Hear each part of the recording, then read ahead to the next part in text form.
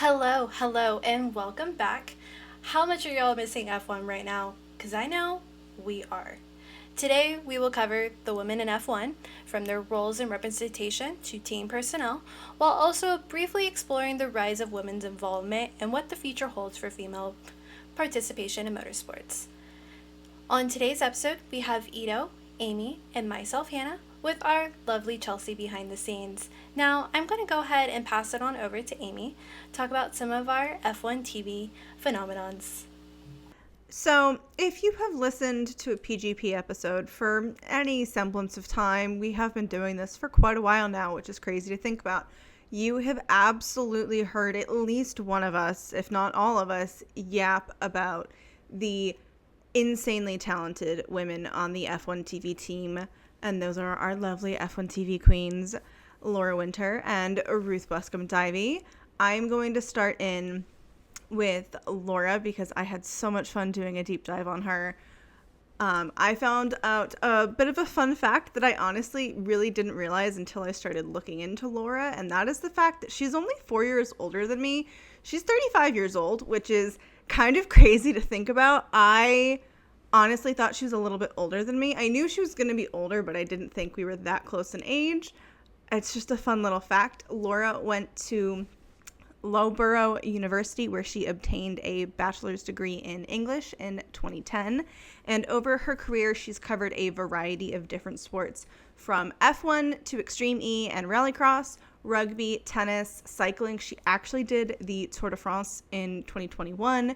She's covered rowing, which she actually has a background in, which I think is super cool. And then this is my personal, favorites. I would say it's somewhat random sport that she has covered, and that is snooker. If you don't know what it is, look it up. It's played on what looks like a pool table.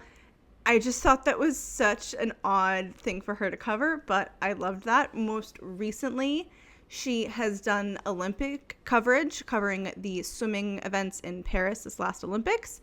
She put out the cutest post on her Twitter, and actually I think it was all of her socials, because she swam competitively for 12 years, and I just loved that cute little full circle moment. If you've listened to PGP, you know we like full circles. It's just really, really nice. When I was digging into Laura, I did find some really interesting and albeit important information, and that is the fact that on International Women's Day in 2019, Laura was attacked by her then boyfriend and ended up in the hospital. As a result, she experiences PTSD, and she's been very open speaking about her struggles with trauma in hopes it can help others talk about the repercussions of violence and abuse and encourage them to come forward and seek help safely. As somebody who's also experienced a toxic relationship, I really appreciate Laura's openness. I think it's super inspiring, and I just think it's a really important thing that women talk about, especially women in positions of public view like Laura. On top of all of her achievements, I think Laura's just a fantastic person and an inspiration for so many women.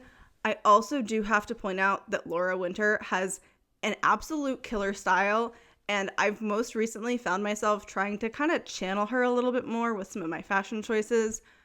We love Laura here on the pod, and I just can't sing her praises enough.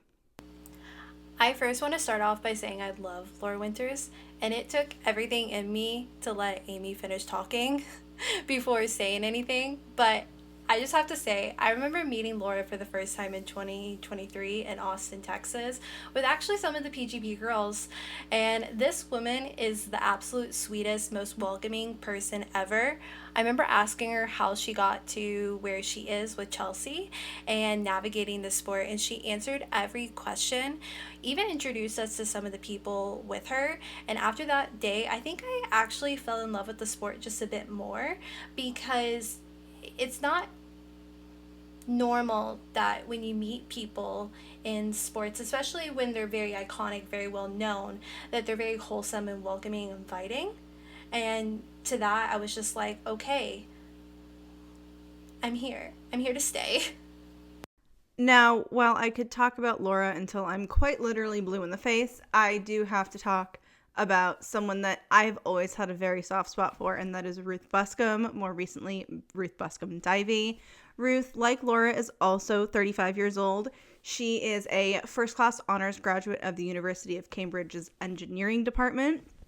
Who does not love a crazy smart person, especially a female who's super smart? We love women in STEM.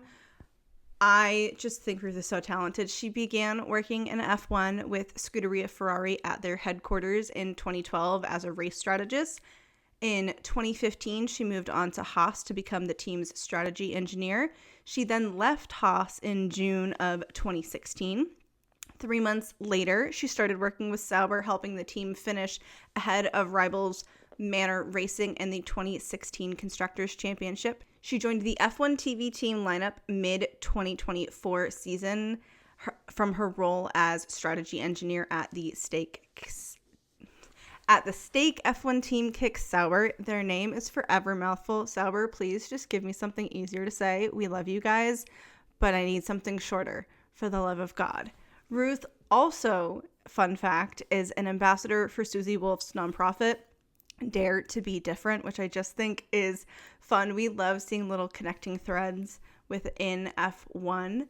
Back in 2017, Ruth gave an interview to The Guardian, and she described her childhood as going from wanting to be a princess to being an astronaut to wanting to be an F1, which I just think is so cute. She really kind of developed her interest in motorsport at the age of 11. And as somebody who definitely wanted to be a princess at some point and then like maybe a veterinarian, like we love the progression. And I just think it's so cute because she kind of is still a princess. When you think about it, she's just the princess of F1. Ruth recently got married to former Mercedes mechanic Nathan Divey on August 3rd of 2024 at the old Marylebone Town Hall in London. Congratulations, Ruth. I know we said that in a previous episode when the photos came out, but congratulations nonetheless. Ruth, like Laura, for me at least, is someone that I really kind of want to take shopping with me because her fits on F1 TV just constantly slay so hard. My personal favorite is forever and always going to be F1 Cowgirl Barbie at COTA. It's still the most iconic thing I think I've ever seen somebody wear at a racetrack, and I love you for that one, Ruth. Please keep the fits coming. Her outfit was honestly iconic. I saw her walking around the paddock actually, and she walked like she owned the place. Like the way that she was like just walking, it was like her own runway. But going back to who Ruth is, I just want to say I do love her intricate details that she gives / overviews on race weekends. They do bring a very good perspective that we don't see from other reporters. And for that, I am actually really glad that F1 brought her on, especially with her engineering background and intricate knowledge of teams and how they work, especially on the weekends and the decisions that they make. Yeah, I'm gonna have to echo the girls because I just love her, especially because she's such an amazing example that women in F1 can know their stuff while still being, dare I say, feminine. Plus, her driver tidbits are just 10 out of 10. They're so funny most of the time. A Seb one in particular comes to mind when apparently they were going through US immigrations and any non-American knows they grill you. And apparently the officer asked Seb what he was here for, which is a normal question, and he said to go to the F1 race, and the officer asked what part of the track he was going to be at, like what he was going to see, and he said all of it, and Ruth was just like, Seb, you don't do that with immigration, just no. But it's so sad, and it was so funny when I heard it the first time around. From our F1 commentator queens to our Sky Sports commentator queens, Natalie Pinkham, Rachel Brookes, and Bernadette Collins. So, let's get started with Natalie. Natalie Pinkham was born on September 20th, in 1977, and honestly, she is a very prominent British TV presenter and reporter, best known for Sky Sports F1, but it's not all she does. But she joined Sky in 2012 as a so-called pit lane reporter and has since become a key member of the broadcasting team, hosting the F1 show and conducting driver interviews. In 2021, she made history by becoming the first ever woman to commentate on a F1 session on British TV during the Bahrain GP. Beyond her broadcasting career, she's also a patron of Hope and Homes for Children and an organization dedicated to eradicating orphanages and ensuring children grow up in loving family homes. Pinkham's career in sports broadcasting, as I hinted at, spanned various roles, including also hosting the Isle of Man TT races, reporting from the Tennis Masters Cup, and presenting poker tournaments. And honestly, her versatility and dedication have made her such a respected figure in sports journalism.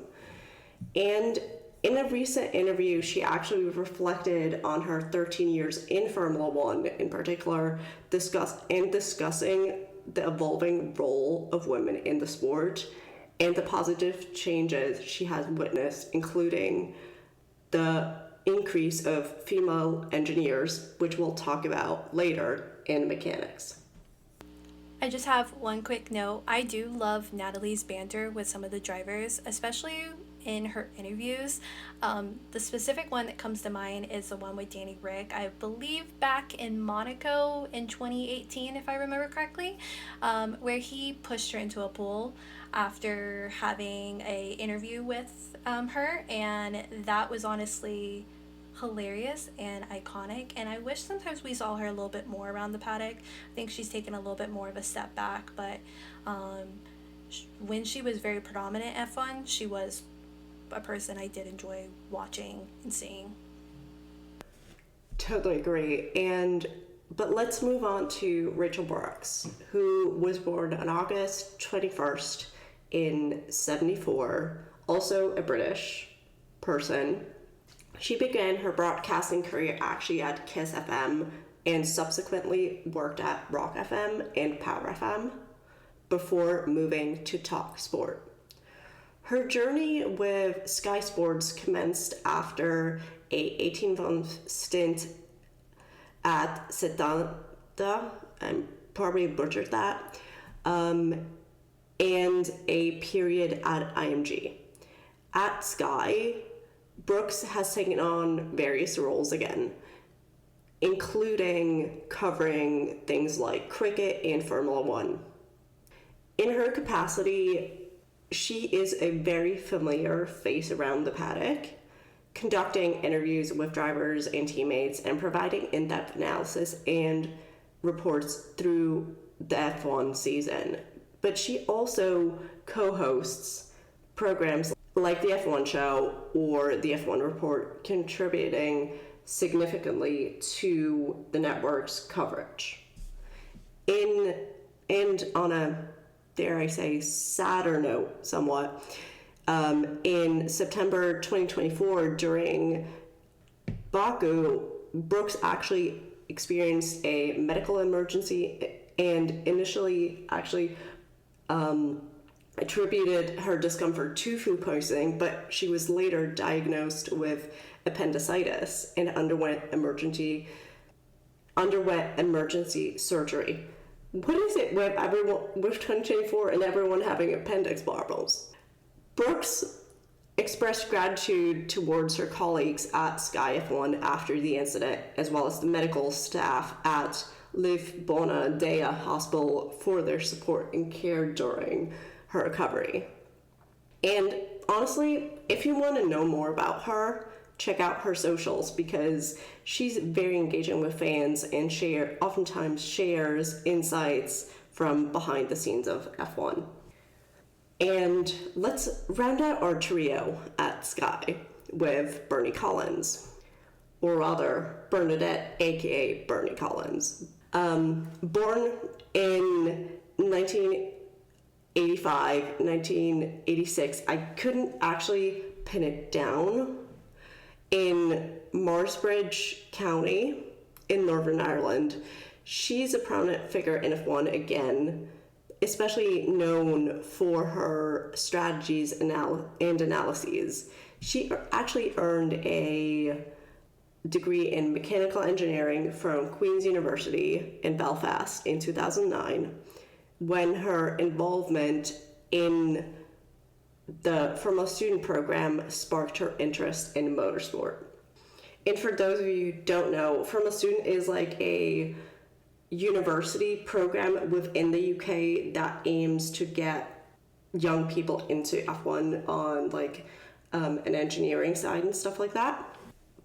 But as I said, she then actually went on to start her career with McLaren as a graduate trainee, rotating through various departments to gain comprehensive experiences. She later became a performance engineer and worked closely with the 2009 world champion Jenson Button during 2014, and in 2015 she actually joined Force India, later Aston Martin, as a performance and senior strategy engineer, contributing to the team's notable success, including a podium finish at the 2015 Russian GP, securing 4th place in the Constructors' Championship in 2016.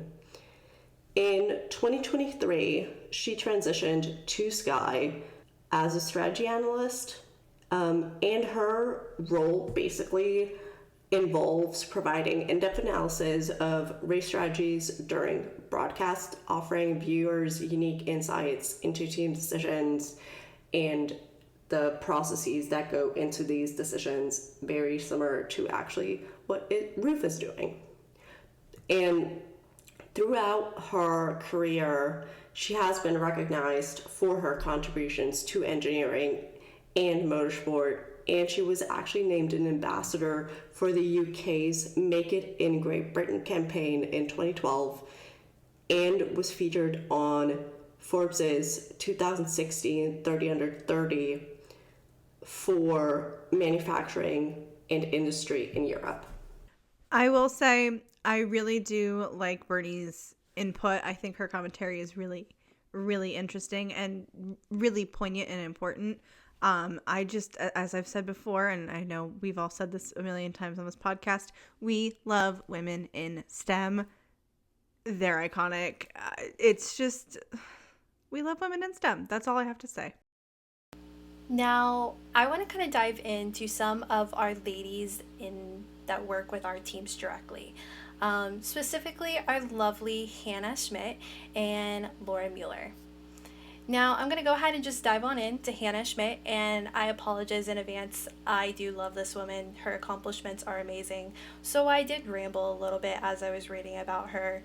Now, Hannah McMillan, which is her maiden name, was born in the UK in 1985, but now is known as Hanna Schmidt when she married her German husband, who she met at school, and was a huge supporter of Michael Schumacher now, when he was in Formula One, and was already on her radar before a twist of fate helped her towards a Red Bull internship, surprisingly. Now, early on, she had said in an interview, "My parents noticed I was playing with cars and Legos, not dolls. I was more interested in how things worked and putting them together. No one in my household watched motor racing, but I got interested and my dad was into anything sports." Now, fast forward to 2009, Schmidt had just graduated from Cambridge with a master's in engineering, a school and degree traditionally favored by Formula One teams. Now, despite being a graduate, she applied to join the Red Bull family and had a little bit of a struggle, but then was offered a student placement. And when another member left the team, she clinched a full-time job and she got it. And it just kind of all went from there. For one, It was during her first years as a modeling and simulation engineer that Schmidt learned that her calling laid elsewhere and not with what she was currently doing. Though she originally specialized in vehicle dynamics, her desire for a closer connection with racing led her to strategy engineering. By 2011, she had trained up and ended up becoming a senior strategy engineer, and for the next decade, she and her team would prepare for every race by poring over the data gathered from Red Bull's previous visits to the circuit and then give feedback going to the next one. In 2021, Smith graduated to Principal Strategy Engineer. Congratulations. And then Smith was able to alternate her racing weekends between heading to Red Bull's operations room to even Milton Keyes to handling strategy trackside. In 2022, Hanna was awarded the Female Engineer of the Year award and was actually the first winner granted this since the McLaren Applied program had started. Oracle Red Bull's racing principal strategist Hanna Schmidt received her prize at the Racetech's World Motorsport Symposium Awards Dinner. So congratulations. And then from there on, they've actually kept that since. So there's only been 3 winners so far. Now, under her support, Red Bull has soared to immersive heights since Verstappen's 2021 Driver Championship. To 2022, the team delivered with both drivers and the team championship. Then in 2023, Red Bull had like a record-breaking run of dominance, winning all but one race for the whole season to secure the title and a double championship yet again. And then in 2024, we all know how that went. It was another year of success and another year of record-breaking runs. And that was all with the support of her and every engineer that was with Red Bull. Now, in the groundbreaking moment of Formula One, Laura Mueller is set to make history as the sport's first female race engineer that will speak directly to a driver. Joining the Haas F1 team, Mueller will be working alongside French driver Esteban Ocon, also known as Esty Bestie, marking a significant step forward in the representation of women in one of the motorsport's most elite and traditionally male-dominated areas. Now, Laura Mueller's journey into the motorsport began a decade ago during her master's studies at the Technical University of Munich, that's actually in Germany for all of my people, where she majored in automotive engineering. With a strong academic foundation, she transitioned seamlessly to gain practical experience, honoring her skills in various racing categories, including LMP2, LMP3, DTM, and GT3. Her expertise and dedication caught the attention of Haas F1 team, where she joined in 2022. Over 3 years, Mueller demonstrated exceptional capabilities, earning her promotion to race engineer and a role that places her at the forefront of Haas's trackside operations and strategy. Congratulations, I'm so excited to see this. Now, Mueller's promotion is not just a personal triumph, but also a beacon of possibility for future aspiring female engineers worldwide. It sends a very powerful message that barriers, whether societal, or systematic, can be overcome through determination and success. As she steps into her new role in 2025, all eyes will be on her performance and the broader impact her presence will have on the sports culture and the future of women in engineering. In a world where representation really matters right now, Laura Mueller's story is a reminder of the strides being made in creating a more equitable and inclusive environment in F1 and beyond into other motorsport categories. And for that, I can't wait to see what comes of this. Honestly, you guys have heard me talk about Laura before when the news came out about her working with Esty.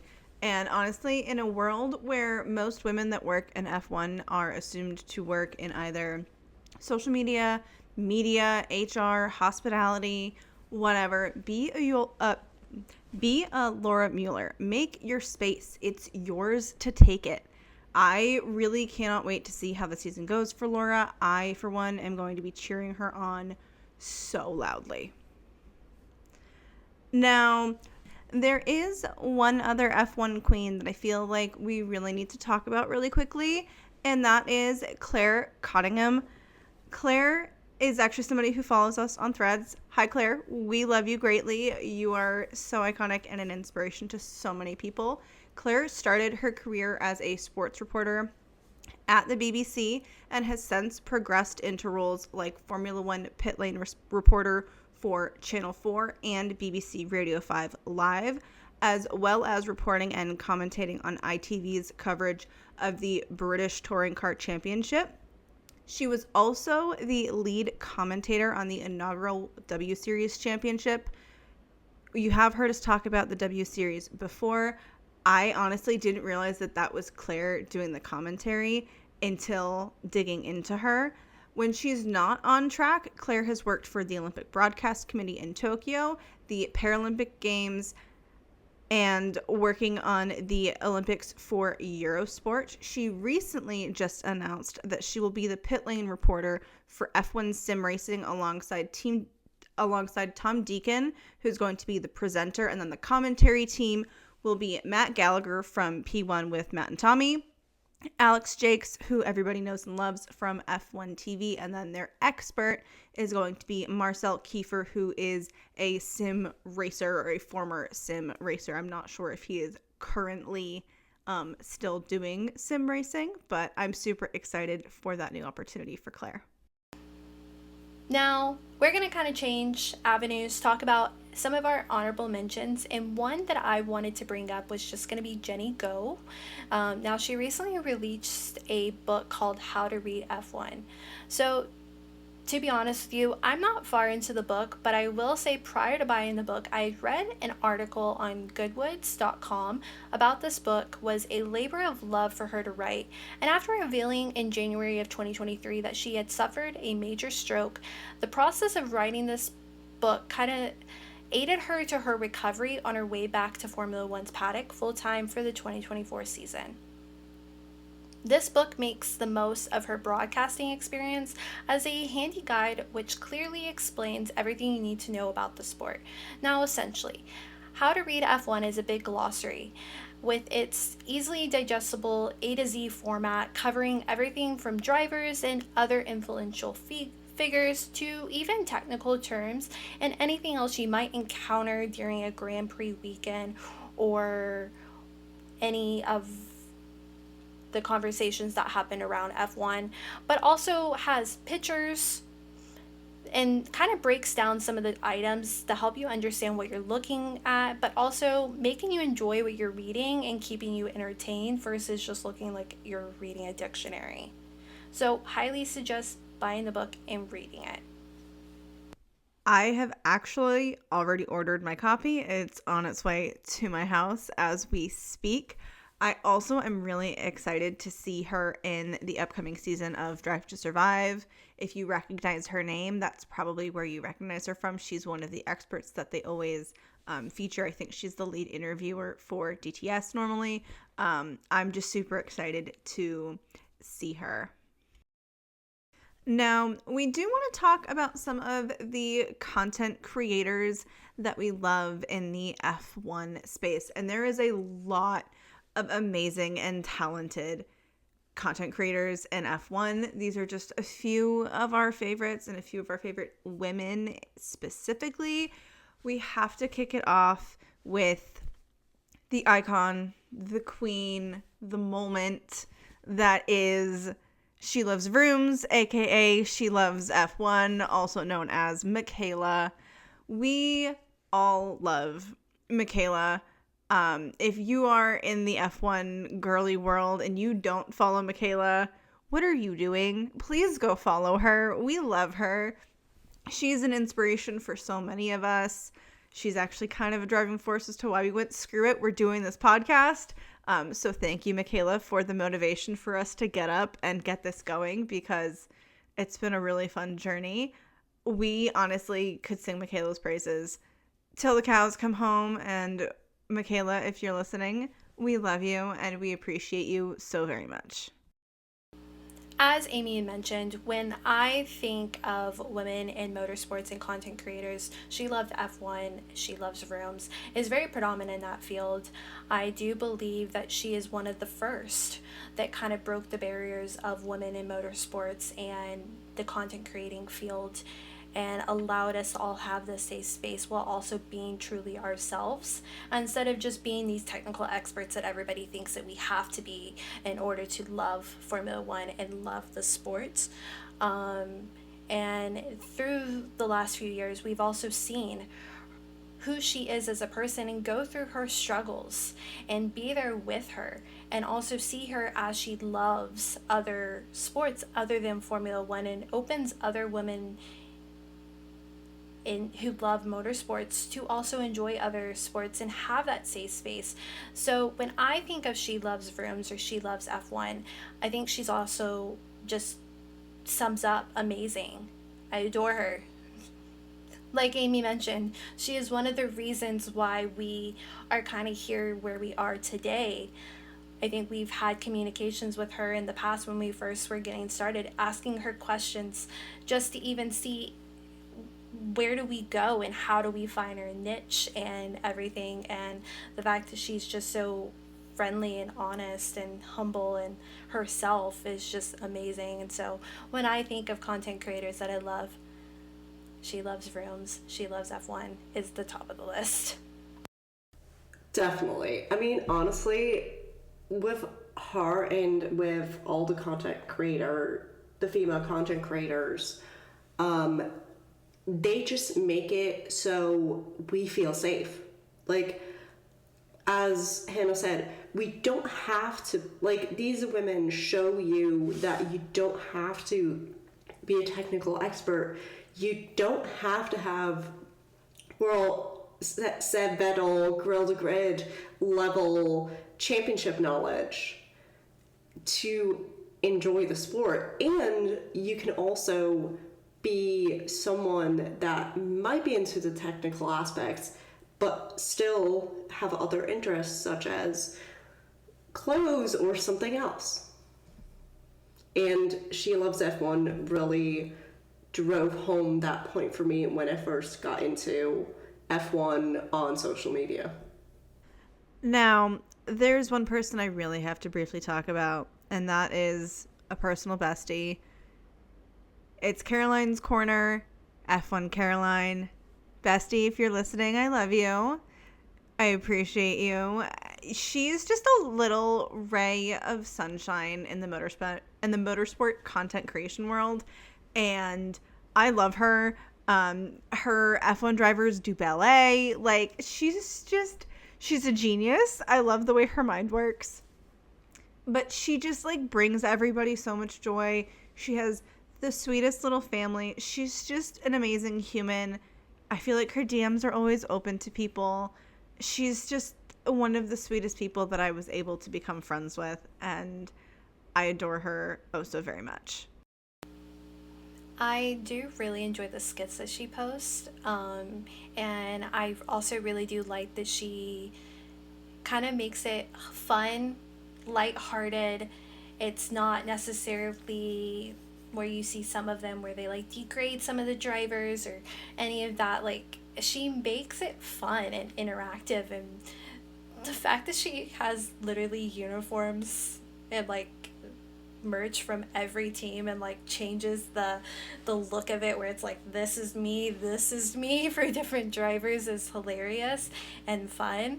And then I do love that she's got a little boy now, so she's like getting him all into the sport and getting to see that, and that's just super cute and super fun. And I hope she makes it to more F1 races in the future. The next content creator I just need to briefly touch on that I feel like not a lot of people know, and maybe I just found her because of like what I do for a living, but it is Caitlin with a K.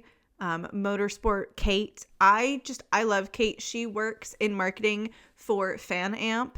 And I just really, really love her perspective on things because I very much so relate to her and her thought process. Maybe it's because I'm a fellow marketing girly myself, but I love getting her thoughts on things. She's just really interesting. If you don't follow her, I highly recommend it. The next one, and I think the one that's probably the most niche, is Legally Motorsports, aka Legally F1, Lindsay. I think Lindsay's content is so cool. It's such a niche thing. I don't really know a lot about the legal world. And I feel like Lindsay does a fantastic job of just making it easy to understand. She does a lot of things like doing her takes on the contract side of F1. More recently, she's even talked about things like when Max trademarked Simply Lovely. If you don't follow her, I really recommend you follow her content. I think it's a very interesting thing to think about because I feel like not everybody thinks about the legal side of what goes on in F1. Definitely not. I can tell you that much. Because, like, to me, the work that she does, especially as a woman, like, she breaks it down so well. Like, my dad's a lawyer. Like, when he talks about work, or if I, like, see snippets of his emails and stuff, I'm like, what language is this, even if it is English? And the way she breaks it down, like, into layman's terms is so refreshing. And also, she breaks down all the tiny implications. Like, for example, I remember she did I think it was a TikTok about, like, the whole implication of what would happen if they were to drop Checo, which they ended up doing, and stuff like that, and, like, why it might not happen, and it just makes it so much easier for a fan to understand. And it also makes it easy to understand why certain things happen and why they don't happen, such as the Checo situation, or say if a sponsor changes teams or stuff like that. Now, if you noticed that I mentioned a few of these creators used to have different usernames, I do have to point out why, and that is because F1 themselves actually asked them to. F1 was rumored to have been sending cease and desist orders to specific creators who were with monetized accounts that used its branding, so basically used F1 in the name or in the branding. It kind of felt like F1 really went after anybody who had F1 in their branding, who capitalized on it, as well as the creators who were kind of pretending to somehow be associated with the organization. It was definitely a little bit of a weird thing. You saw quite a few people who just, like, preemptively made the shift, even if they didn't receive a cease and desist. But whether they have F1 in their username or not, they're fantastic content creators in the F1 space, and we really can't recommend them enough. And now to close out the episode, we have a fun quote. Now, in 2024, on International Women's Day, Laura Winters made a remarkable statement that I think hit all of us very closely, and here's what she said. To all the women and girls in motorsport, to the huge and growing numbers of female fans in the sport here, it seems a good time to remind you we are here to stay and we are right where we belong. Enough said. Thank you so much for joining us in the paddock. As winter break drags on, we absolutely have you covered. Make sure you're connected with us on socials because we love hearing from all of you. Everywhere we are Paddock Girls Podcast except for Twitter and Blue Sky, where we are Paddock Girls Pod, and we will see you in the next episode. Bye. See ya. Have a good one.